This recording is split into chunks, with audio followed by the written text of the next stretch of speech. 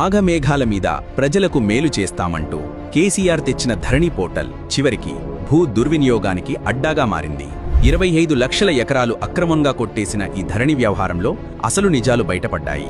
ప్రభుత్వ అటవీ దేవాదాయ వక్ఫ్ బోర్డు వివాదాస్పద భూములన్నింటికీ కొత్తగా పట్టాలు సృష్టించి కొట్టేసిన భూ బకాసురుడు కేసీఆర్. పోర్టల్ను ఆపరేట్ చేసిన టెర్రాసీస్ సంస్థే ధరణి నిర్వహణలో భూముల వివరాలు మార్చినట్టు తేల్చి చెప్పింది.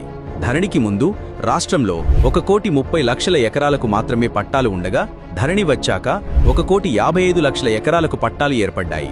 ఈ కొత్తగా పుట్టిన 25 లక్షల ఎకరాల పట్టాలు అసలు సామాన్య ప్రజల పేరు మీదున్న భూములు కావు. అన్ని కూడా ప్రభుత్వ అటవీ దేవాదాయ వక్ఫ్ భూములవే.